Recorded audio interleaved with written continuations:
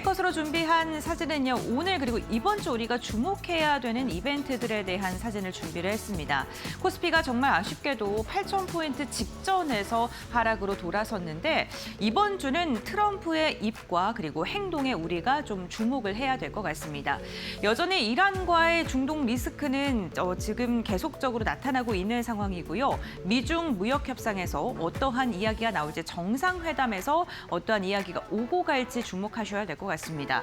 외국인의 매도 물량이 강력하게 나왔는데 그 이유 중에 하나가 이런 불확실성 속에 환율이 또다시 상승을 했다는 거겠죠. 이런 부분까지도 이제 자세히 알아보도록 하겠습니다. 네, 먼저 트럼프와 이란의 이야기를 한번 전해드려야겠습니다. 트럼프가 이란에 대해서 굉장히 좀 강경한 그리고 강도 높은 발언들을 한 것으로 확인되고 있는데요. 미국과 이란이 휴전 협상이 좀 난항을 겪고 있는 가운데 휴전 지금 생명 유지 장치에 의존 중이고 믿을 수 없을 정도로 취약하다라는 발언을 했습니다. 이거는 휴전이 안전하게 지속되고 있는 게 아니라 언제든지 깨질 수 있는 그 상황에 놓여 있다라는 위태로운 상황을 언급한 것이기도 하죠. 그러면서 이란의 제안에 대해서 쓰레기 같은 문서를 주었다라고 굉장히 강도 높은 비판을 하기도 했는데요. 미국 측에서 요구한 이런 여러 가지 중에서 이란 쪽에서 좀 받아들이지 않는 부분에 대해 트럼프는 굉장히 심기가 불편한 내색을 보이기도 했습니다. 그러면서 프로젝트 프리덤에 대한 재개 가능성을 시사했는데요. 이 프로젝트 프리덤은 호르무즈 해협에 묶여있는 선박들을 미군이 이제 호위를 하고 하면서 빠져나올 수 있게 도와주는 건데 군사적인 그러한 강압이 조금 더 강해질 수 있다. 이러한 이야기, 분석들이 더해지면서 호르무즈 해협에 대한 이 우려감 속에 오늘 또다시 유가가 급등하는 모습도 나타났습니다. 이란 측도 참고 있지는 않는 듯한 모습입니다. 이란 의회 의장의 여러 가지 발언들이 또 간밤에 쏟아졌는데요. 어떤 침략에도 단호히 대응하겠다라고 이야기하면서 모든 옵션에 대한 준비가 완료가 됐고 깜짝 놀랄 것이다라는 발언을 했습니다. 이 모든 옵션이라는 이 단어에도 시장은 주목하고 있는데요. 결국에는 이야기를 통해서 휴전을 또 지속하거나 아니면 종전을 하는 게 아니라 군사적인 충돌까지도 대응할 수 있겠다라고 해석을 하고 있고 우리의 제안을 미국이 받아주는 것 외에는 대안이 없다라고 이야기하면서 미국과 이란의 강대강 구도가 현재 펼쳐지고 있는 상황이고요. 이런 불확실성 속에 환율 그리고 유가 또한 치솟고 있는 모습이 나타나고 있습니다.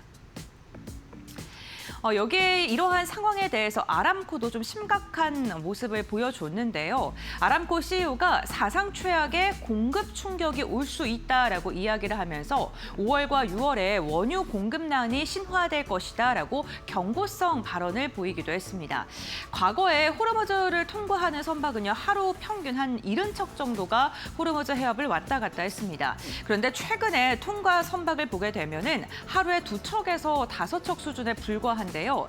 이미 지금 공급 손실로 발생한 금액만 하더라도 10억 배럴 이상이고 만약에 봉쇄가 지속되면 될수록 하루에 발생하는 손실액은 1억 배럴 정도가 될 것이라고 합니다. 매주 발생하는 손실이요.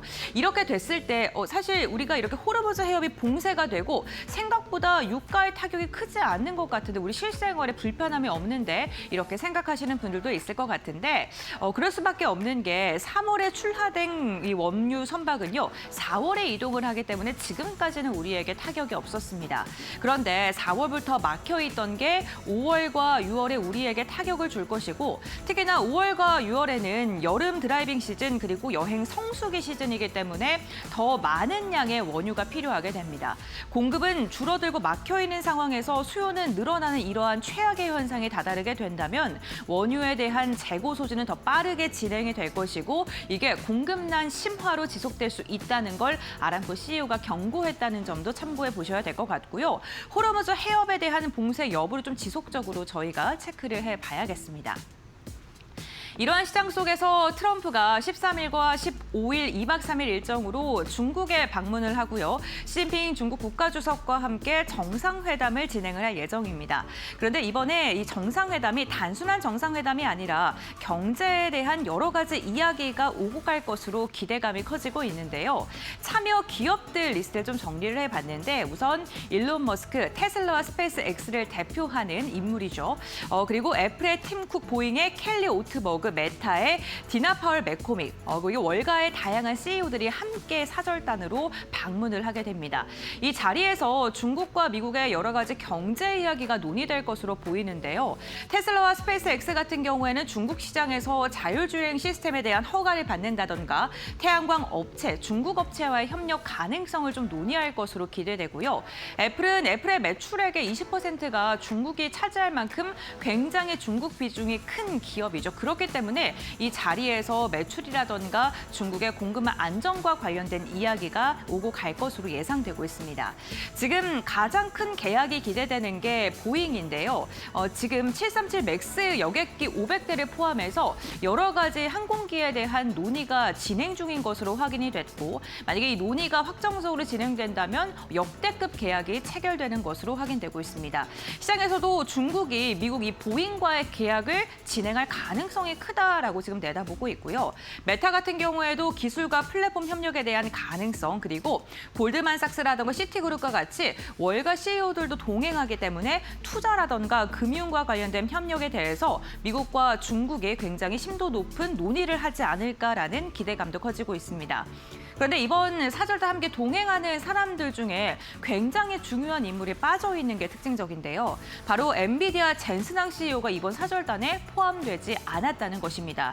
이것이 의미하는 바는 시장에서는 지금 미국이 중국과 함께 여러 가지 산업 등을 논의하고 있지만 AI 반도체에 대해서는 논의를 하지 않겠다. 결국에는 AI와 관련된 반도체와 관련된 규제가 당분간 지속될 수 있고 패권 경쟁은 이어질 것이다라고 해석을 하고 있는 만큼 이 부분도 주목을 해보시면 좋겠습니다. 다음 장 이어서 함께 확인해 보시죠. 네, 반도체 여전히 뜨겁습니다. 오늘 조정을 받고는 있습니다만 시장의 뷰는 반도체가 쉬어가고 그리고 또 다른 반도체 AI가 상승할 것이다. 이렇게 내다보고 있는데요. 그래도 반도체가 강하지만 반도체 말고 다음 타자가 어떤 건지 순환매 섹터 장세에서 이 섹터를 찾고 계시는 분들이 있으실 것 같아서요. 정리를 해봤습니다. 우선 반도체가 단기간에 많이 상승했기 때문에 상대적으로 그동안 많이 안 올랐던 피지컬 AI, 로봇과 관련된 기업들을 눈여겨봐야 된다라는 이야기들 많이 나오고 있고요. 이 로봇 안에서는 휴머노이드나 스판트 팩토리, 물류 자동화에 대한 로봇도 있습니다만 자율주행과 관련된 기업들도 함께 포함해서 살펴봐야 될 것 같고요. AI가 적용된 산업용 기계 역시나 로봇의 큰 범주 안에 들어간다고 보셔야 될 것 같습니다. LG전자 같은 경우에도 오늘 시장에서 급등세가 나오고 있는데요. 로봇에 대한 기대감뿐만 아니라 지금 아랍에미리트에서 LG전자의 방문을 해서 지금 냉각과 관련된 이야기를 논의하는 것으로 또 일부 언론에서 보도가 나오면서 그 기대감 속에 상승하고 있죠. 이렇게 AI 시장에서 산업을 하고 있는, 사업을 영위하고 있는 기업들을 좀 꼼꼼하게 살펴보셔야 될 것 같고요. 두 번째로는 대체 에너지입니다. 유가가 지금 지속적으로 상승하면서 WTI가 100달러 선에 근접해 있는 상황인데요. 이럴 때일수록 이 원유에 좀 우리가 의존하는 것보다는 다른 에너지를 봐야 된다라는 그런 뷰가 더 커질 수밖에 없고요. 태양광과 ESS 그리고 에너지 안보와 관련된 기업들이 이럴 때 또 급등을 할 수 있고 정부의 지원 정책도 함께 추가될 수 있기 때문에 확인을 해보시는 게 좋겠습니다. 오늘 시장이 많이 흔들리다 보니까 좀 불안하신 분들도 있을 것 같은데요. 어제 JP모건에서 코스피 10,000포인트 돌파 가능하다, 터치할 수 있다라고 전망을 했고 오늘은 골드만삭스에서 우리 경제에 대해 긍정적인 전망을 했습니다. 골드만삭스가 우리나라와 대만이 AI 주도를 통해서 초대형 흑자가 이번에 나타날 수 있다. 경상수지 흑자가 기대된다라는 뷰를 내놓았는데요. 올해 경상흑자 전망치를 보게 된다면 우리나라는 GDP 대비 10% 초과이고요. 대만 같은 경우에도 20% 초과가 기대가 되고 있는 상황입니다. 특히나 AI 관련 수출이 올해 GDP 대비 30%에 육박할 것으로 예상되고 있는데요. 지난 10년간 GDP 대비 10% 미만인 것과 비교했을 때 3배 이상 좀 커질 수 있는 그 기대감, 결국에는 기업들의 실적이 여전히 AI 쪽은 뜨거울 것이다라고 생각을 해보시면 좋겠습니다. 결국에는 이 골드만삭스가 우리 시장에 대해서 이야기를 한 것을 정리해보자면요. 이번 이번 AI 붐에 대해서 한국이 사상 최강의 기술 사이클에 들어갈 것이다라고 극찬을 하기도 했고요. 반도체 수출의 성장세가 중동산 에너지 수입의 부담을 압도할 정도로 좋을 것이다라고 이야기를 했습니다. 오늘 유가가 급등하고 또 환율이 출렁거리면서 시장에 매도 물량이 나오고 있고 이게 단기적으로 시장에는 악재로 작용할 수 있겠습니다만 결국에는 글로벌 IB에서도 우리 시장 반도체 성장세에 대해서는 여전히 장밋빛 전망을 내놓고 있고 이게 악재를 압도할 정도의 호재다라고 이야기를 한 만큼 이렇게 출렁거릴 때 내가 그동안 눈여겨보고 있는 종목들을 한 번 더 자신 있게 또 관심 있게 보시는 건 어떨까라는 생각도 듭니다. 네, 이렇게